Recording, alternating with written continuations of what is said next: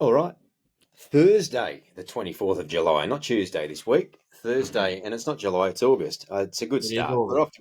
We're off to a good start. Tiger Town podcast. I'm Zac. He's Toby. Welcome, everybody. Show's a little bit late this week, but my co-host on the other end has a really good reason for it. And Toby, that reason is? I can't remember. What was the reason? Oh, I was hoping No, you'd come up it with was your fault. No, it wasn't my fault this week. It's your fault. Oh, it's certainly not my fault, mate. No, that doesn't happen, but that's all right. You've forgotten the reason. That's all good. Here we are. Oh, I know the reason. And, if you feel the need to show the people on YouTube what the reason was, you'll show what your priority was that time. That big little Yes, well. bandage on your arm. Well, if you can hear babies in the background, that's a contributing factor too. So a little bit of background music, I think, at the moment too. Yeah, you might hear it on my end as well. But that's all right. That's all right, Studios We with keep a that base warm. adjacent nurseries we have. Mate, we are reviewing the Redcliffe game, or the We Dolphins are. game from the weekend. We've got a Roosters game to look ahead to, and a few other Yep. bits and pieces Quite a tonight bit to of news. discuss. Aiden Caesar being one of them, Johnny the other Morris one back at the being the club. acquisition of John Morris. Thank you, beat me to it. So, mate, Always. let's kick things off first and foremost with the Dolphins game. Now, you and I were fortunate or unfortunate, depending on whose perspective we're talking about, enough to watch the game together. And our record watching games together this year, 4 games, 3 wins. Yeah, pretty good. Yeah, it's pretty good. So, It's miraculous. there's only been 4 regular season wins this year, and we've managed to see 50% of them together. So Yeah, we included the trial win in that. So, yeah, but mate, quite the nail biter, 23-24. I'd like to know what is paying pick the score on that one. oh mate, that was I think for the last 10 minutes. Oh no, probably more just the last 5 minutes. The last 10 minutes, I was resigned to us losing, and then last 5 minutes when we were ahead by one, I was pacing. I was like, to be honest,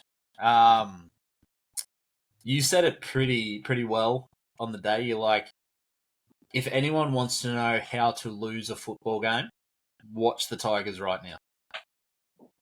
It was very frustrating to watch because it was Yes. it was a Redcliffe team that, look, it was their reserve grade team. It really was. They still had some quality players in there.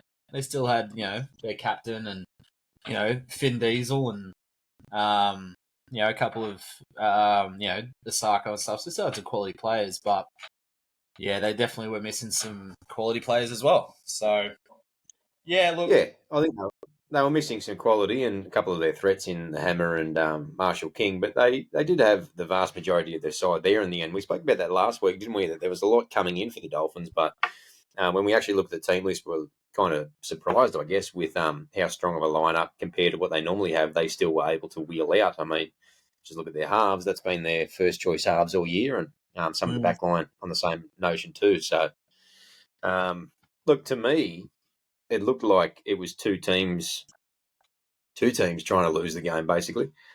Two also ran teams towards the back end of the season, playing out for a game that didn't really mean a whole lot of much at all. And I think we saw what that brings, a bit of a comedy of errors and a few other bits and pieces. Plenty of mistakes and penalties, some set restarts, and plenty of chances to take the opposition down, and plenty of chances blown too. Yeah, see, like, from a Dolphins perspective, I get that excuse. Like, they've got nothing really to play for. They can't go any higher. They literally they just probably need some momentum heading into next year. For us, I think we've got everything to play for. Let's not get a wooden spoon, so let's actually play well. But in our defence, we lost our halfback 2 days before the game. We had our hooker shift to halfback. And it showed that, there was a couple of moments where you just head and hands going, I think Appy needs to go back to hooker. He just didn't exactly have the game management I thought he was going to have. In his defence, he was caught out of position a couple of times, but to his credit, he defends in the middle, and he's a very good defender in the middle. And halfback, obviously, your 3 in can get caught singled out, and that's what happens to a lot of halves. So to get the win, it's a win regardless, and I'm happy that we got the win, and I'm happy that right now we've equaled our tally of wins from last year, so that's good to know. One more, and we've improved on last year. No one can say that. No one can deny that. We've improved on last year. But yeah, it was it was just there was some things in there that well, we'll go through it in a sec, but like when we analyze the game, but yeah, it's just I'm just going to reiterate, it was just good to get the win. Yeah, it definitely was, considering it was only the fourth of our year, obviously, and as you mentioned, and they have been pretty few and far between for us. So just Ended a being able to watch the 10 game losing streak. yeah, since May it had been since we won, which was the Cowboys Yeah. game. So it's very easy to forget how long it's been and how many games have come and gone in that time. And out of those 10 games, you can go through, and at the very least, 5 of them, I reckon, were a toss of the coin at the 80th minute mark. Both the Canberra games, for example. There was a couple others in there as well, the contentious ones around the Melbourne one. A few others anyway that, were right in that game and or right in some of those games. So, yeah, we certainly haven't been belted from pillar to post for 10 weeks, that's for sure. Been competing, no doubt about that. Exactly. And But I think just that's what I mentioned in W's are W's are W's, and we needed a lot more. Yeah, I think I mentioned it in our group chat that we have that I'd be a lot more worried if I was a Bulldogs supporter. A lot more worried. Reason being is we've been competitive. Like, bar maybe the Cowboys game and the Broncos game where they were both blowouts, especially the Cowboys game. We've been competitive.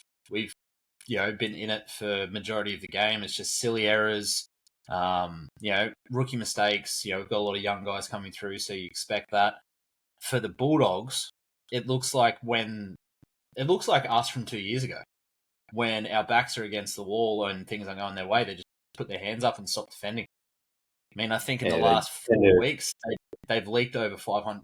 500. They've leaked over 200 points. I think in the last 5 weeks. Yeah, right. Tools down a So little bit. that's pretty bad. Yeah, yeah. Back to the Tigers, because it's not the Canterbury Bankstown podcast. Just going through some of the stats, the two teams are pretty evenly matched, but I'd say some of the areas, some of the key areas is where we sort of got them would be in my estimation. Completion rate was 81% versus 71 for them, so we did tighten that up. I think if you recall the first half we were watching, both sides were very average. The completion rates are pretty poor, and I think it was basically a case of whoever sorted out their discipline in the second half would go a long way to winning, and that ended up coming to fruition to a degree. And it somewhat almost came back to bite us because of the ridiculous equalising penalty, with an advantage evidently being taken, even though Jerome Buller got tackled 3 metres away from where Appy ran behind Steph apparently and then passed the football. So that nearly cost us a game, but back to the stats again. Set distance was similar. We got them in that regard. Tackle breaks were all over them though. So 47 to 29. Play the ball speed. We normally win that. We won it again. Our offloads 26 to 6. So we're creating a little bit with that. I did like to see that, provided they were done at the right point. They threw 15 dummies to our 1, so they can have that stat. Congratulations, you won your dummy. Yeah, which is good. Yeah, our tackle efficiency and subsequent missed tackles were what was impressive for me. We made 373 tackles. They made 314, yet they had 51% of possession. So to me, that tackle count indicates they had a lot more possession than that might indicate. Yeah. So, but we were near on 90% tackle efficiency. They didn't crack 80. So 29 for us and 47 missed tackles for them and 37 ineffective tackles for them compared to our 13. So their defence was pretty diabolical in a lot of ways, and it's a miracle that, I guess from their perspective, that they were able to stay so close for most of the game. I guess having your regular halves available will do that to you, because halves can often drag sides along to a certain degree. Made a name that we saw on the sheet for the first time last week was Tristan Riley. Now, he had a bit of a mixed bag in the game. What did you like about what he brought? I thought he ran very, very good lines. Every time he was put into space, it wasn't running at the man, it was running at the gap, running at the hole. And that's something you and I were taught years and years ago when we started playing footy was whenever somebody puts you, runs a good line for you, run at the hole, not the man. But a lot of our, I don't know, some of our players don't seem to understand that fact, which is a bit frustrating. But he ran some really good lines. He defended well. I will give him that. He defended well. His positioning play was quite good. Sorry. But yeah, like you said, he had a bit of an up and down night because he, bombed 2 certain tries. Luckily for us, we got one of them back. But yeah, tried to hog it and get a try instead of offloading to his wingers twice. So, he's in the team again this week. So hopefully he learns from that. Mixed bag from him. Do you you happy to see him get another couple of runs? You think there's a bit of a first grade footballer in there possibly? Yeah. Yep. I definitely think when we saw him in the trials and he was a 5'8", he definitely wasn't a 5'8". But yeah, I'd like to see him a couple more times, give him a bit more of a show. He definitely showed more than when Gildart debuted, so that was good. But yeah, it's very interesting that all of this talk about we're missing because I think Toa's out again. We'll talk about that later, but then also no mention of Naden, anything like that. But Nathan's got a shoulder injury. Yeah, I just can't. I don't see it in any of the injury reserve lists. That's just what I'm saying. So yeah, but yeah, I don't know. Yeah, he's got a shoulder injury. He's out for the next 2 games, so he's effectively gone for the season. There's a few of them on that list now. I don't know if Toa's necessarily gone for the season with 1 game to go. But one thing the club has fallen short with this year has been regular injury updates. They've given us a couple, but they've been super sporadic, and I can't remember one for a number of weeks, if not months now. So probably since the the Brooks last and time I remember was So that's something I think that they need to pick their game up on. there's a lot. Every week, to be honest, just a short blurb, if nothing else. It doesn't need to be an interview with Musa. They need to. Just hire us for a couple of hours. We'll put something out for you. It's fine. Appy's kick from the sideline. Was it going in off the boot? No, I was going in off the boot. I said to you live, I'm like, it will go, but it'll be short. I said he'll be short, and you said you backed him from the go. You said I reckon he's got this. Yeah, straight in, straight between the sticks. Straight in. He got a great assist from the crossbar. Hey, but in is in. How many times over the years have we seen a clutch kick of ours bounce out and it be the difference? Countless times. But no, welcome to the end. Yeah, I wasn't confident at all with when it came off. When he lined it up, I wasn't confident at all. I was like, nah. When it came off the boot, he hit it sweetly. The thing I've noticed about Appy is, and I see it a lot. Well, I don't see it a lot anymore. But there was one kicker that used to do it really, really well. It was Daryl Halligan. When he kicked the ball, he'd keep his head down and follow through. It's like golf. You keep your head down to get that straight. And Appy does that. I don't see a lot of kickers do that anymore. Someone who does it a lot. There's 2 that I can think of. Latrell and Lomax do it. Lomax in particular. He really keeps his head over the ball and doesn't look up till it's already disappeared. Yeah. Yeah, it must just be keep an eye on the ball, concentration thing to try to make sure you just consistency. But yeah, no, mate, it was good to hear them sing the team song again. And we were wondering a lot of this. I think if we were going to be stuck on 3 wins, we obviously made 4. It's a bit of a tall order to try to push for a 5th with a couple of decent teams we're coming up against. Beatable, perhaps, but decent nonetheless in the Roosters and Manly in the next couple of weeks. Yep. So. Yeah, we got a couple of games to sit down and watch and hope for the best and see how we go from there, I guess. Yeah. And look, it'd be nice to round out the season with a couple of wins, or if not 1 win, it'd be even nicer to one. Well, there'd be 2 things that I'd really, really enjoy this season. Us to be the team to knock the Roosters out of finals contentions. That'd be amazing. I'd happily accept a wooden spoon if that's what we do. So, the Dragons win the next 2 games and we only win the Roosters game and that. But if we do that, I'll be very, very happy. Because we all know that I love the Roosters. See, I'm the opposite. If we could avoid the spoon and not knock them out, give me the avoidance of the spoon. Let the Dragons come 17. Yeah, see, nah. I'd love to see the Roosters just not make it because they've. It's not like they haven't had the quality team majority of the year. So Oh, yeah. They've I always and got it just way shows too that many players. sometimes. Well, it just shows that sometimes buying premierships doesn't work, which is as we know the Roosters do. So Yep, they've got a stacked roster, and Trent Robinson is relatively overrated. That's a topic for another day. Now, during the week, we would have noticed that we've officially signed Aiden Caesar. We've pontificated and speculated about it quite a bit over the last few weeks or month or whatnot. It's been, the word around the street was pretty adamant. I think there was a small scale hold up along the way, but it is announced. So Caesar will be playing in the halves next year for us. At this stage, it's just a 12-month contract. mm-hmm. Obviously, joining Bud Sullivan and Latu Fainu as our halves options, and then Dewey, who is ahead of schedule apparently, and due back around the July mark, which gives us a few months with him as well, coming back, hopefully as a lock and not a half. But Galvin in the top 30 as well next year. Whether or not he'll be ready, I don't think so, but we'll have to wait and see. So, mate, long story short, what do you like about the Caesar signing? Just in a dot point or two. We said it. We said it a couple of weeks ago when all of the rumors started swirling. It just adds experience, and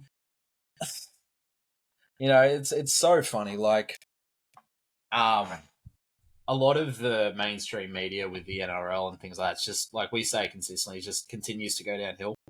And then on 360, Nastas said this exact sentence: they let Brooks go, and then they sign Aiden Caesar. I don't understand. Like, we didn't let him go. We tried to re-sign him for what we thought his value was, and what he's given us over the last 5 years is probably a fair assumption. I think it was $500,000 a year for 2 years. 550. We offered him a contract, 550K a year. And if they weren't overly pleased with the contract, they're welcome to continue negotiating. But they elected to leave, they being Brooks and his management. Yeah. So Get your point, yeah. that language is really important. They use that sort of stuff really flippantly. For years, they said the same thing about Tedesco. We offered Tedesco over $1 million a year. They talk, and they have for the longest time with our club. That's the type of language they use. They let these players go, regardless of whether or not that actually happened. Letting a player go is releasing them early from a contract under mutual terms or choosing to not re-sign them. When you offer hundreds of thousands of dollars and a fresh contract with players, that is not letting that player go. That is that player making a choice. And that changes the whole narrative. There's a gigantic difference between attempting to retain a player and electing to not re-sign a player. They're like literally polar opposites, but Yeah. Well, you think no one about holds them accountable. it. Mitchell Moses, we let him go because he signed mid-season with Parramatta, so that we could prioritise signing James Tedesco, Aaron Woods, and Luke Brooks.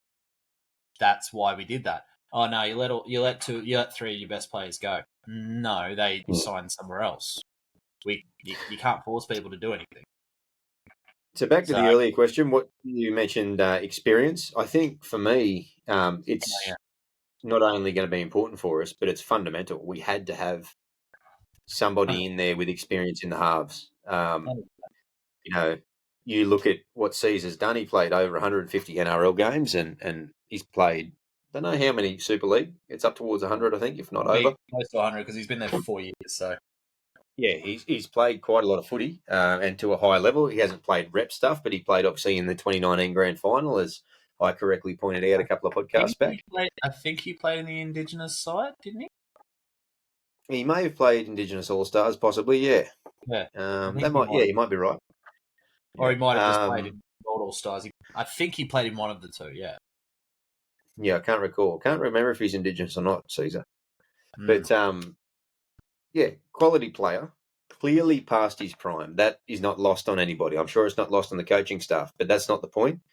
And there was an interesting point made on the Ask the Boss segment that was released during the week, which I actually enjoyed because they had a chance to actually talk to Fulton and Pascoe, both of which we haven't really heard from for a couple of months. They've been a bit MIA, and they actually had Chris, the bloke that does Behind the Rule podcast, actually moderate and host it. So there was actually questions being asked of Pascoe rather than him asking the questions himself, which made no sense for a segment called Ask the Boss.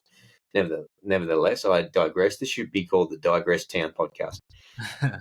And what the point that Fulton made, which he articulated it really well, and I encourage anybody who has not yet seen that to go back and watch it. It's about 50 minutes of quality. He said that most of the best halves at the moment are the wrong side of 30 in the league. He said there's not many halves in their 20s getting around, with the exception of a couple in their late 20s, perhaps Moses and perhaps Dearden a bit younger. He didn't mention Dearden or Moses by name. But other than that, you look at Munster, he's over 30. Ben Hunt is over 30. Cherry Evans is over 30. Adam Reynolds is over 30. So the top line halves at the moment are older, more experienced guys. And that's not to say that Caesar is going to come back and be a top line half. But the point he was trying to make is that there is a massive cavity at the moment in terms of quality experienced halves that is a fundamental component of a halves makeup, particularly if the rest of your spine or at the very least your halves partner is inexperienced. As obviously Fainu is, having not made his debut and he's an 18-year-old, will be 19 next year, or Bud Sullivan, who's played the best part of 20 or 30 NRL games. So I think for that point, it had to happen, had to be an experienced head. So then you look around, you go, okay, well, who is experienced, who has played NRL to a high level, who is available, and who has the capabilities to be able to perform that role. And that's why the names were so few and far between. And that is why these older guys, the likes of Mitchell Pearce had been mentioned, the likes of, obviously, Caesar was mentioned as well. These guys were mentioned. Austin. Yeah, maybe in some. I don't think they would have signed him to play halfback, but he was maybe spoken about as a possibility. His name was thrown there, just Yeah. the experience. Yeah, there's quite a few names thrown up, wasn't there?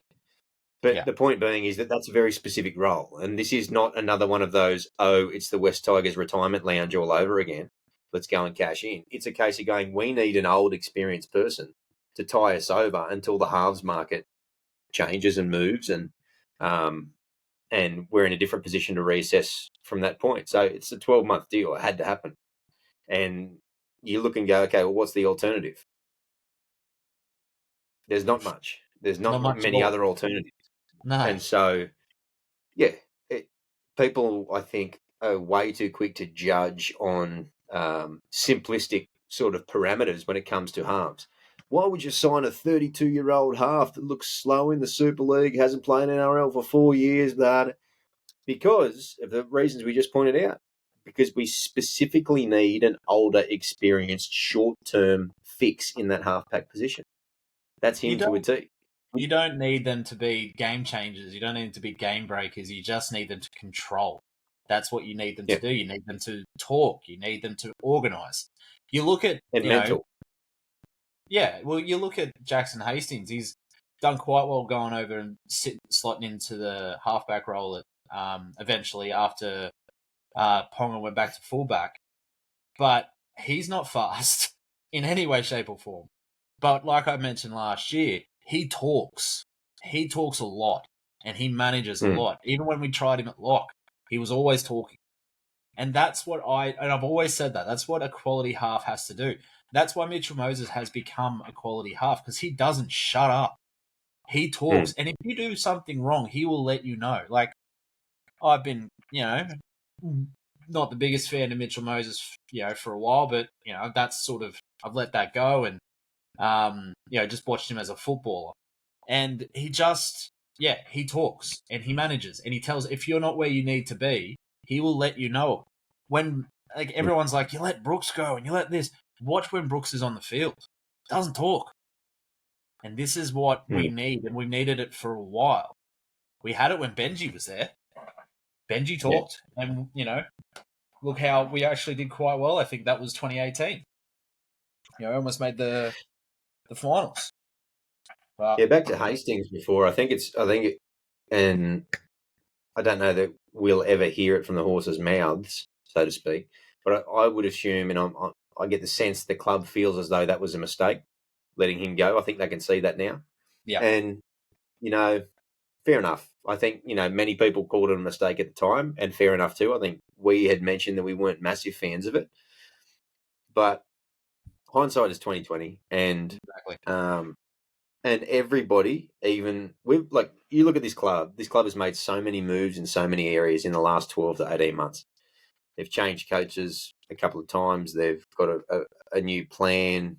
Center of excellence is open. They've overhauled the roster. They've got more signings coming in. They've got a new head of recruit. All this stuff has happened in the last 12 months, for that matter. And so there's been a lot of things that have changed, a lot of things that have gone right.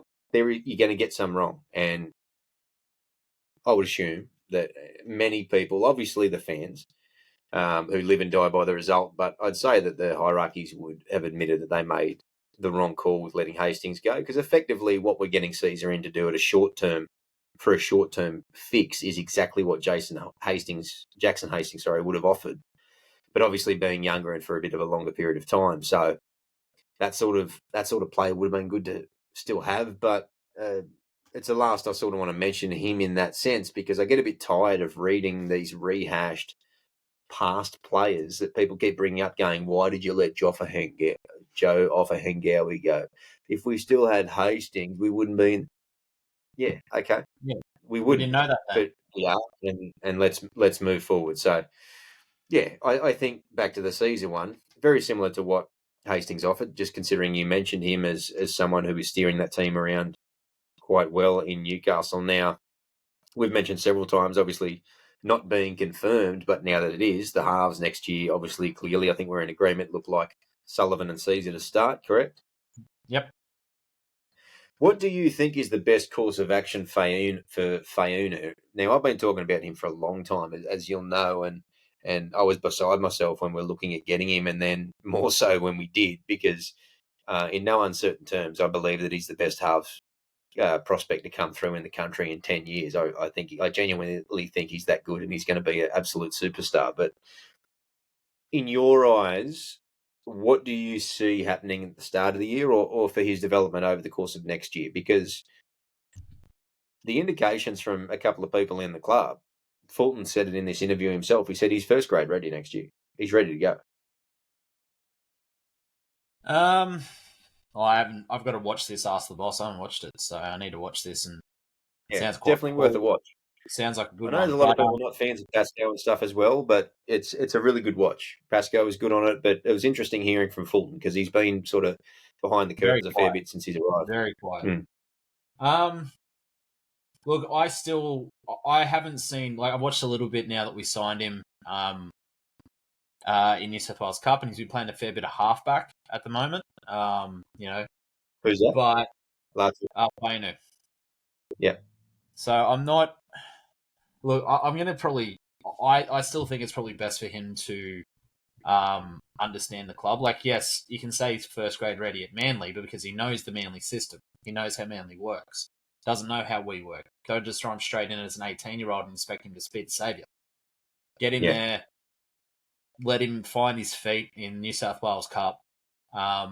Let Caesar control the team, and then if he's doing things that we hope he does in the first half of the year, give him a crack at the end of the year. I don't think he should have that responsibility yet. We've seen what happens to a halfback when that responsibility gets thrown on their shoulders. Brooks, it just didn't live up to it. He was compared to Andrew Johns before he even debuted. And then he had an amazing debut against the Dragons. And he's like, the future of the Tigers is here. He could never live up to it. He could never live up to it. I think that, and Benji was there at this point. So Benji knows how this happens. So I think there's probably a good chance that Benji will hold off blooding him, so that he doesn't get thrown into the kitchen. And it'll be Caesar and Sullivan will probably start and most likely finish, unless injury or anything like that. And then, I mentioned this when we talked about the rumors of Caesar coming on board. I think he will develop Sullivan into a halfback, and then Fainu will come in, and that'll be our Yep. combination for the next 5 to 10 years. So So predominantly, you'd well, yeah, it's funny. Fulton mentioned that in his interview as well about Fayunu because he spoke specifically about him. He's an out and out six. As much as you're right, he has been playing a little bit of halfback in New South Wales Cup because halves in some ways are halves, but people definitely fall in the halfback or the 5'8" camp. They are two similar 100%. but very different style roles. Yeah, but he mentioned about him settling in and getting used to our systems and being familiar with the Tigers' systems, and then being a player here for the next 12 years. Like you mentioned that. So he's signed early, he's signed long. That only carries him till he's 22, 23. But then the view, obviously, beyond that is then going, rightio, well, once you're established and entrenched and you're starting half for this club, then fingers crossed, all going well, we continue forward. Mate, so New South Wales Cup for him, obviously, another one that we've got to manage of a similar age and of a similar, let's say, potential trajectory is Talon De Silva that we've obviously also already seen have his debut, and we've still got Simkin on the books next year. We've still got Appy Coruscant on the books. Now, there's obviously a 14 position that could lend itself to either a Talon or a Latu. You think they're both best served getting some time in New South Wales Cup first, or would you working run one of together. them as the 14? No, I would put De Silva and Fainu in New South Wales Cup to get that combination going. I mean, Yeah, what's the point? What's the point of having these two future halves? Like you look at Penrith. The reason that Cleary and Luai are so good together is because they played so much football together. They just know yeah. what everyone's going to do. So De Silva needs to, he's only 18, still needs to grow as well. He's a little bit scrawny, needs to put a bit of Yeah. bulk on, and he's Let's, very let's not raw. forget. Let's not forget as well the likes of Josh Felitti, who already has that link with Fayenu when they formed a deadly partnership when they were over at Manly. But he's Mm-hmm. obviously probably our best centre prospect, and he'll be knocking on the door next year as well. So he will be playing a lot of cup too, you would assume. So there's another combination that could work well outside his 5'8" in Fayenu. Yep. Yeah, I think I have a sneaking suspicion that New South Wales Cup next year is going to look very, very different to what it does this year. I think you're going to see a lot of it's going to be younger guys building Hmm. um, that I guess that combination, that relationship together. I think Hmm. And a we lot of already know. quality, a lot of that youth quality that was SG Ball just started to do a bit in Flegg this year, even though the Flegg boys haven't gone too great. We'll see them start to sort of push into New South Wales Cup a little bit too. So Tumouth Yeah, is one. Chris Faragutu is a massive one, obviously. He's a Lily, next, Lee. Kit Lauli. Yep. Yeah. We'll What see does he Luke. predominantly play He's again? young. Is he a centre as well? Is Kit Lau Kit. Lee? Is he a No, centre as well? he's a lock. He's a He's a lock. lock, is he? Yeah, he's a lock. So, um, yeah, and another one with big raps. So, yeah, I think we will see a lot of those guys sort of push in there. And I think the point you're making is a really good one, which is not only will they form the combinations, but they get a chance to, one, play against fully grown men, which obviously is a fundamental component of someone's development process, but also they're going to be able to get full games and full matches, which is, I think, is a far better option than just playing bit part 15-minute, 20-minute cameos here and there, which I think, for the most part, injuries aside, might be Jake Simpkins' role next year. I Yeah, don't think that I don't think Jake is in the long term plans at the very least. Obviously, he's the 9 with talent earmarked to take that. He might be in the long term plans as a utility, but unfortunately for Jake, I think he's going to be usurped pretty quick by TDS. So I yeah. think being that he's under contract next year, I think he's the perfect foil because we don't have to be overly concerned with playing him in large minutes. No, I think so as well. And unfortunately for Simkin, like you said, for a junior's development, it's paramount that they play against men. They can't because like we always remember the difference between Toyota Cup and NRL. Toyota Cup was just touch football without tackling. Um, that's touch football anyway. Um, With touch football with tackling is what I meant. But Yep. the tackling was more Oztag, if you'd like to think that way. Whereas, New South Wales Cup is, more mature players, smarter players, guys that can control their emotions, a big one, controlled aggression, etc., etc., etc. When Simpkin was coming through, COVID happened. So he didn't get an opportunity to play New South Wales Cup for a full year. And then in 2021, when New South Wales Cup came back, he was used a little bit of that, but then he got injured. And then 2022, he got injured again. And it hasn't worked in Simpkins' favour, unfortunately. And like you and I we still got big raps on him. Still got big raps on him. If TDS wasn't coming through the system, I would 100%. Sorry? Yeah, for sure. I wouldn't have a drama. I think he's a great hooker. And to be perfectly frank, if Abbey hadn't extended, then I saw De Silva and Simpkin into the future as the two hookers. If Simpkin was happy to stick around, and battle it out into the future. So, and that may be still the case, but I think he's off contract at the end of next year, Simpkin. And there's a few rumblings a little while ago that he was getting a bit itchy feet, and and I heard wasn't happy with a few things. I heard some things that Parramatta were looking at him as well. So yeah, there's a few teams as well. Yeah. I just want to ask you a question as well. Speaking of next year, and I'm sure we'll get a lot more into this, if not the back end of the year for the season wrap up, or even into the pre-season, no doubt. But obviously, there's a few changes to happen with the pack next year, but a lot of the fundamental players will be the same. So we've got obviously the likes of Clemmer. Not if you listen to all the journalists. Apparently, we're not going to.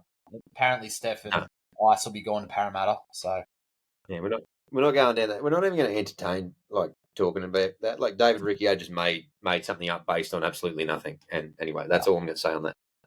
Clemmer, Steph, Twal, Polay as the prop rotation. We've got Happy Coruscant, Bateman, and Isaiah Papali'i, second rowers. There's a lock position there.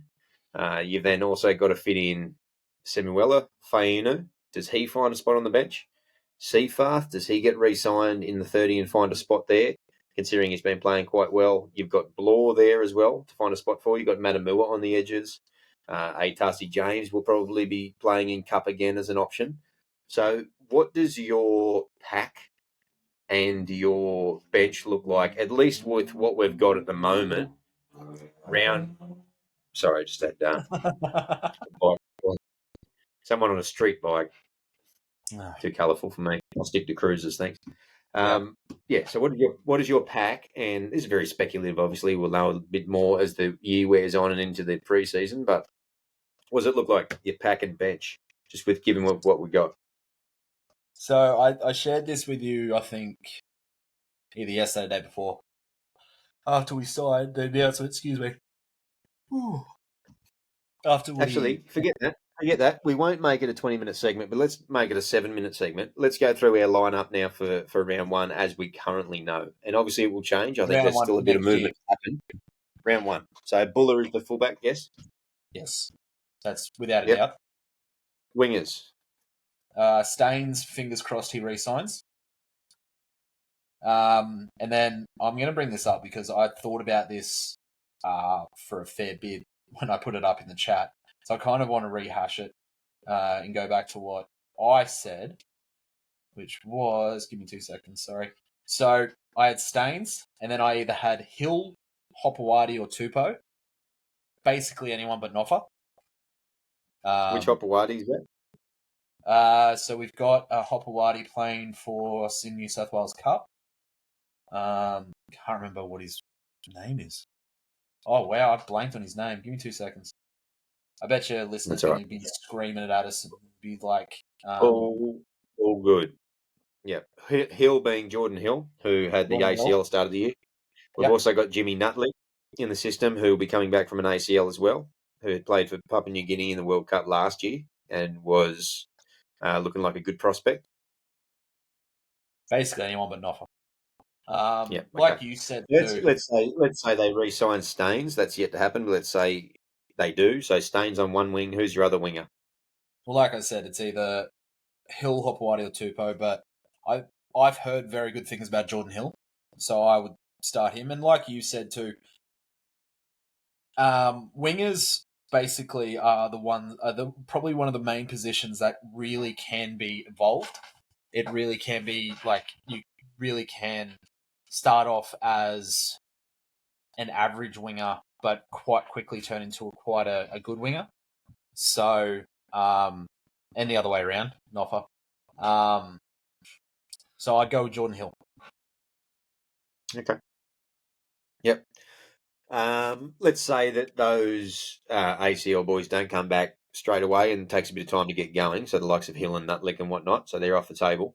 I guess the selection options that we will have, no doubt, next year for, let's say, the wingers and the centres combined is going to be the likes of Toa, Tupou, Naden, Naden, Riley. Kapoa, and Riley, and hopefully Staines and then Noffa. So they're probably the 7 likely ones. For me, my centre combination is going to be Toa and Tupou. So if Naden is fit, I would be willing to explore Staines and Naden on my wings. But I just because I like the idea of Naden as a winger. I think he's a better centre, but I like the idea of him as a winger simply because of his size. But I would need to know that his ability to contest football is there. Yeah, see, I've gone the other way. I let's say that Hill or Hopewadi or who was the other one that you mentioned, the other junior from Nutley. PNG, Nutley. Um, they're not available or anything like that. I've actually put Tupou back on the wing. I think he was doing a fair job there. Again, I do believe he's better suited in the centres, and I've put Naden in the centres.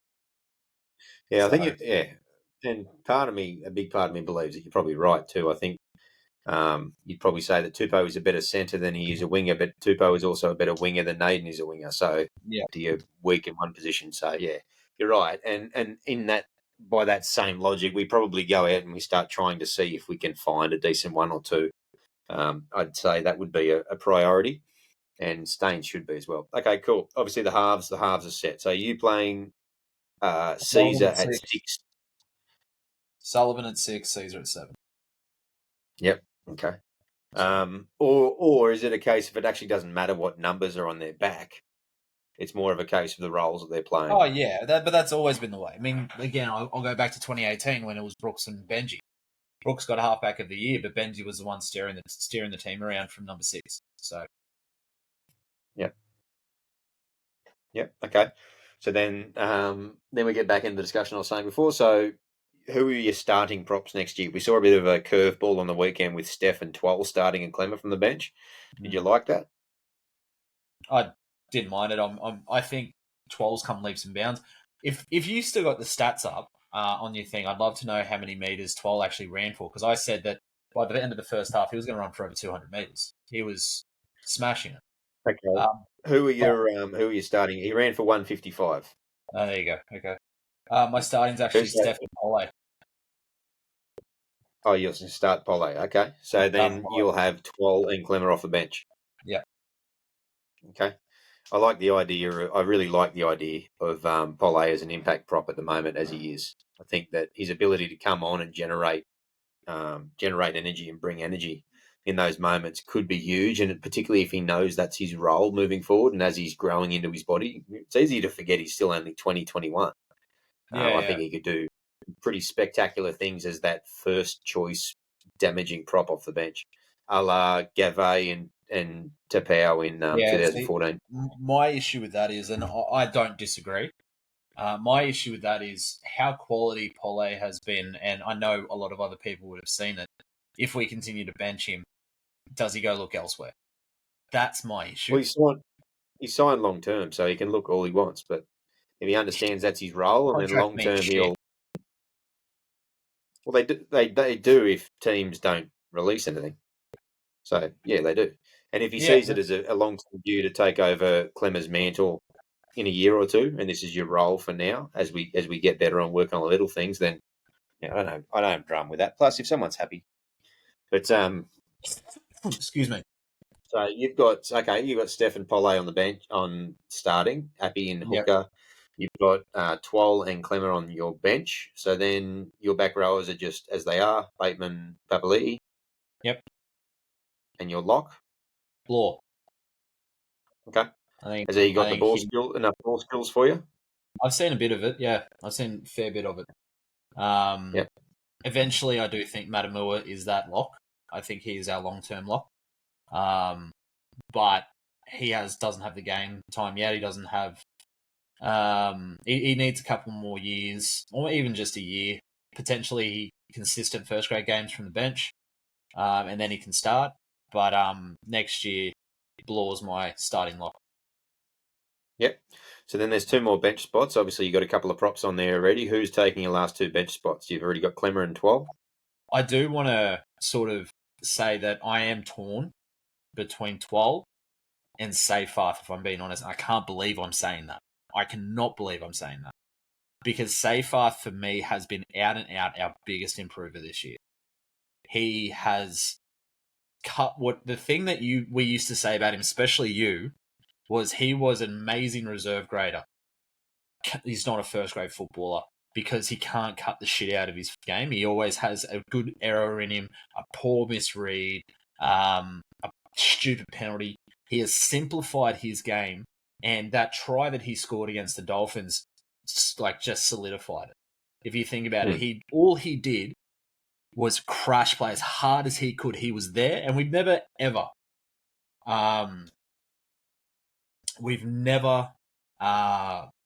what's the word I'm looking for? Questioned his work ethic. We always thought he was just like a golden retriever running after a ball. He always was there, but there was no method to his madness. It was like, I'm just going to go out there and play football. It just seems like something's clicked or someone's gotten in his ear and he's just become a bit of a smarter footballer, knows what his role needs to be, and has added that on top of his work ethic. And so Dare I say he's possibly been a beneficiary of good coaching this year? Ooh, I don't know. Don't say that out loud. I mean, you'll get Brent Reed having a bit of a say about that. No one ever gets better at the Tigers is the narrative that we're all told. But okay, so give me your 4 players on the bench. Who you got? You got Clemmer. Okay, so like I said, it's a toss up between Twoll and Seyfarth, but I'm going with Twoll. But Seyfarth's my 18th. He's my 18th. Who's your 14? Simpkin. Yep. So Simpkin, Clemmer, Twoll, and Matamua. No room for Semwala Fainu. Nah, not yet. Nah. Okay. You may not have seen enough of him. I may not have. This is something that, based on what I've seen and based on what I've viewed, I saw that one game when we played against Manly, and that's it. Yep. Yeah. So, look, I don't think it would hurt him to do a bit more time down in New South Wales Cup as well. But the other little bit of scuttlebutt going around is that there's quite a few people that would be pretty surprised if Olakau'atu from Manly doesn't end up at the Tigers sooner rather than later. So that would be quite the coup if we could get him across, possibly the most damaging second rower in the competition, particularly on his day. And if that was the case, then who moves to accommodate him? Because he walks into the starting second row, even though you've got 2 other internationals. Bateman goes to lock. Yeah, I think so too. Earlier in the year, Bateman struggled with that position, not in the dynamics of it. I think, as in not the workload aspect of it, but more so how it worked within our systems. We looked clunky, nothing was going right. But I think it's important to remember at that point in time, when we were playing him there, we're still trying to set up structures. We still had Brandon Wakem playing in the halves. We were missing Dewey was out for the season. I don't know whether that was the Appy and Brooks layoffs as well at that point in time. So I think with the preseason there, that Bateman could definitely do a hell of a job, particularly if it would mean to accommodate someone with the likes of Olakau'atu. Yeah, 100%. And also, you've got to remember too that you mentioned this quite a few times. When we moved Bateman into lock, that right side or left side, no, he plays the right. That right side, defense was shocking because he tightens that up so well. But then you think about that if Olakau'atu comes in there, he will plays on the right. Bateman as well. Yeah, he'll come in and he will tighten that up the same way that Bateman does in defence, but he'll run harder. And then Bateman can do his little shimmy, he'll run, like Olukwadu will run those good lines consistently, run hard, tackle hard. Same thing Skittle defenders is what he does. He does quite well. And then Very kick Bateman, out. He's like a kick out type second rower. Yeah, Bateman can be free at lock to do, if he needs to, those little jinks and things that he needs to find those gaps and put people through and all that jazz. But yeah, if that's the case, Jesus, I think if that does eventuate, let's say that this does eventuate and Olukwadu comes over to us by the end of the year. So he's there for preseason and he's there next year. You look at that forward pack and you tell me that is not the best forward pack in the game. Yeah, it's going to be pretty close. Brisbane are obviously up there as well, Penrith, but it's definitely, it would be top 4. Oh, top 2. Top 4 forward pack, that is, yeah. Yep, it would be a belter. So let's not get too ahead of ourselves, but you just imagine seeing Latu Fainu it's just nice to dream. Pass a short ball to Olakawatu to put him in the space and have Jareen Buller backing up on the inside. Oh my gosh. Oh my gosh. There is one thing that we actually didn't mention because it happened. Make it quick because we're off in fairyland and we're going to pull back and wrap up the show. No, it's not about that. It's just there's one thing that happened the day after the pod that we haven't actually even mentioned yet last week, and that was Tim Sheen stepped down and Benji stepped in. So all that was announced. We haven't actually mentioned that. So it's been so long, hasn't it? It has. It's been a long week. What are your thoughts? What are your thoughts on that? Briefly. Oh, look, everyone's like, Benji's a rookie coach. Benji's done this. Benji hasn't done this. Benji hasn't done that. I go back to the Bulldogs. Cameron Serrato was probably viewed as the best apprentice, had the best apprenticeship ever at the Panthers, has done all at the Bulldogs, and he's had a quality side. Benji knows the Tigers in and out. Benji is respected by the players. Benji is a very smart footballer, and he's, we can segue into this. He's signed a quality assistant in Johnny Morris. Those two played together as well, so they're quite close. It's important to mention as well that the detractors on the situation with Benji in particular, it goes without saying that he's a rookie coach. No shit. So was Cameron Ciraldo. Benji Marshall is 4 months younger than Ciraldo. People don't realise that Cameron Ciraldo is 38. So whenever they throw age or inexperience, that's my retort. Whilst Cameron Ciraldo was retired after 100 and something games, Benji Marshall played for over 15 years and played 346 first-grade NRL football games. You tell me, and I know that he's 5 rugby union games. I know that it is same but different playing to coaching. But the type of player that Benji is, the type of character that he is, the type of position that he played, that can't be lost. He didn't play prop for 346 games. He was a half. He was a half that evolved himself, and he was a half that had to basically reinvent himself multiple times because of the age factor. He was a half that played under some of the best coaches in the league, still to this day, the likes of Bellamy and Sheens and whatnot. So, yes, he is a rookie coach. But as far as rookie coaches go, if you want to have a look... Hey? Did he play under Bellamy? You said Bellamy. Did I say Bellamy? Yeah. I meant Bennett, sorry. As far as rookie coaches go, there don't come any more credentialed as a player than what Benji Marshall would, in my opinion. Yes, but coaching is different than playing. Yeah, sure. Okay. So that's part of the learning process it's going to be for him. But you know what he's not going to have to learn about? Anything to do with the game. Because there would be not many people, Matty Johns, Cooper Cronk, all these sorts of people that would hold a candle to him. Those guys would. They're on the similar level in terms of knowledge of this sport, sorry. But I would back Benji to be up there with him in terms of his knowledge of this game. And he's walked the walk as much as anybody in the history of the football game. Yeah. Well, here's another stat for you. Bellamy was 3 years older than Benji is now when he debuted coaching 2002 for Brisbane. He was 4 years older than he is now when he started at the Storm. Had instant success at the Storm. Yeah. Just you can't bring age into it. Yeah. Yeah, and no, you can, and it is a valid criticism. But every appointment like that is going to have valid criticism. Wayne Bennett is in his 70s when he got appointed. There was criticism about the fact that is he a bit past it? Is he a bit too old to be taking on the Dolphins role, considering they're a new side? Well, possibly. It's a legitimate criticism, but they've done pretty well. So there will be elements about Benji's move into head coach next year that are legitimate criticisms, and we'll have to wait and see. Personally, the type of person that he is, and everything we know about him and everything we see, particularly with his first entry into the coaching sphere this year, I'm backing him 100%, just as I backed Appy to kick that goal. Back Hey, the you got it boys. off there. You segued into John Bomber Morris. Played 3 years for us, 2007 to 2009, Never grand missed a total of game. 70 games. Never missed a game. Never missed a game. Very, very decent player.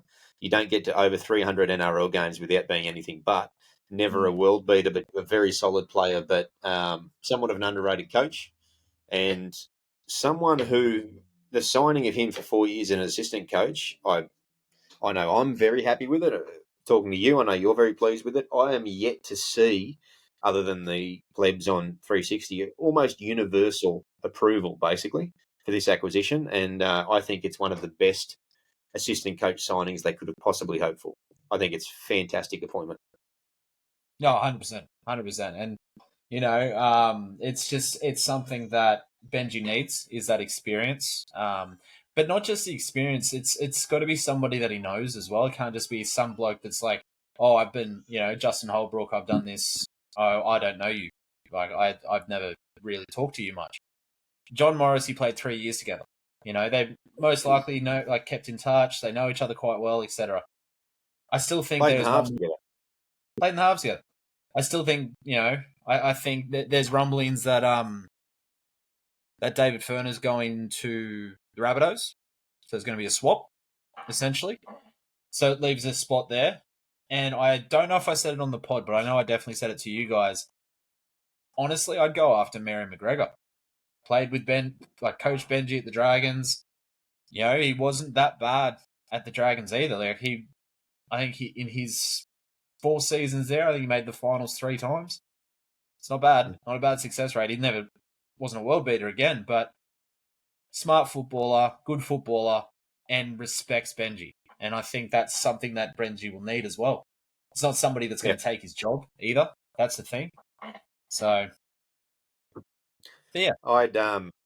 It's not a bad suggestion.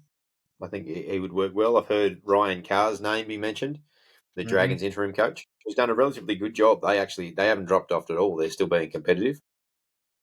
Someone that I would love, and it would be a dream team for me. It'll never happen. I would throw a lot of money at Cooper Cronk to fill the other spot. Oh. Can you imagine a coaching team of Benji Marshall, Cooper Cronk, and John Morris? I'd have Cronk predominantly deal with the attacking football. I'd have Morris predominantly deal with the defensive structures, and Benji to collate on it all like a head coach does. Oh, stop it. You stop. Make an offer he can't confuse. Can't confuse, can't refuse. No, I don't think Why he'll not? ever walk away from them. But actually, no, that you say that, wasn't there talks that his role at the Roosters is becoming untenable? I heard rumours about that. Don't know. Not sure. But Yeah. if the checkbook is open and you're looking around the league, Cooper Cronk. Wouldn't be too bad, would it? Now I haven't heard any news or word or anything. That's nothing. That's me simply. You're not David pipe Riccio and gone on the record for this.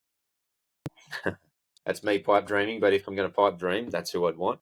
And that coaching team, I would be filled with nothing short of pure and utter certainty that we were on the massive up. I actually thought you were going to say filled with nothing but arousal. I'm like, okay. Well, that too.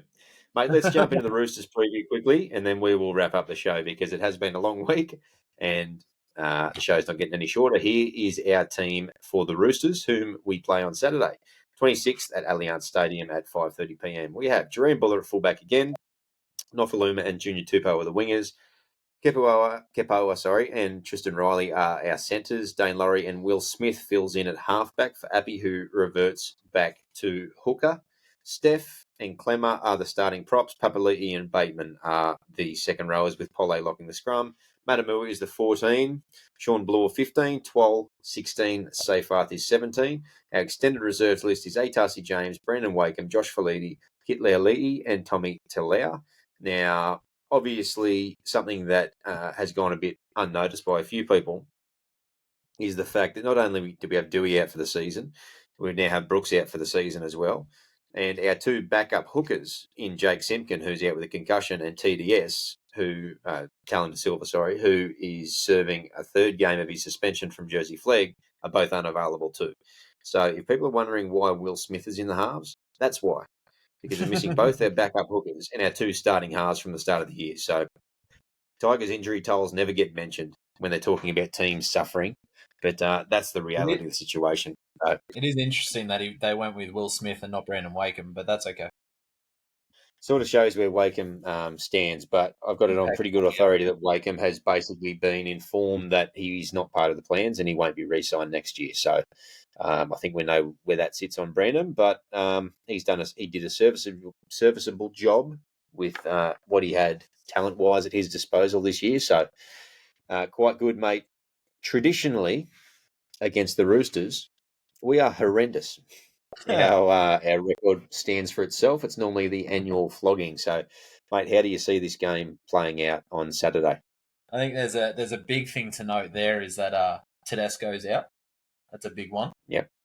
So obviously Manu Their goes replacement though in Joey Manu. pretty handy replacement, and Sam Walker's back, but he's back from a pretty lengthy stint of not playing first grade. I'm going to pipe dream here, and I'm going to say we're going to go back to that 2019 game, first round one game. No, 2018 because it was Tedesco's first game against us, and we're going to beat them, but we're going to beat them narrowly. Yeah. Corey Thompson, 10-8. And it was a very random person commentating that day. It was an actor. Can't remember who it was. Tui Lolohea slotted the kick from the sideline.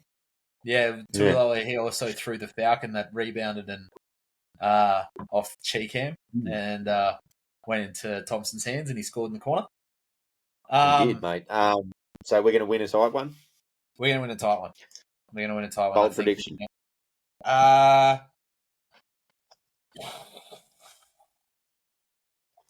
Bold prediction. Well, I think that's a pretty bold prediction in itself, but we'll go for another one. I'm going to say that... I'm going to say it. I'm actually going to say that Will Smith's going to do a good job at halfback. Oh, wow. Okay. Yeah. So... What does that mean to you? He's not going to be shocking in defence. He's going to make the right calls in attack. Good, because he looked allergic to tackling last time he played. He did. He was one of the big reasons we lost that game. Yeah. Okay, good. Well, all signs point north. I think we're going to lose. I think it's going to be convincing, but I think we'll do what we've done for the most part. We'll lose 32-18. And yeah, we'll be competitive, but the class will out, and they'll have enough when it matters. So I think it'll be closer than what a lot of people predicted. It'll certainly be closer than what it has been over the past few years. I think we're a better side than people give us credit for. We're certainly a more gritty side. And so, yeah, it won't be a blowout, but 32-18 is what I got. Bold prediction, Tristan Riley will cross for a double. Ooh. You think his hogging will actually get him a bit of a try?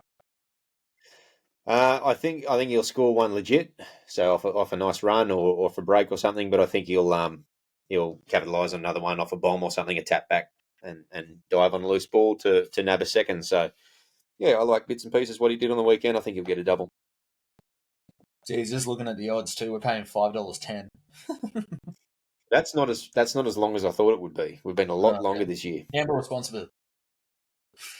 Mate, any final thoughts before we wrap up the show?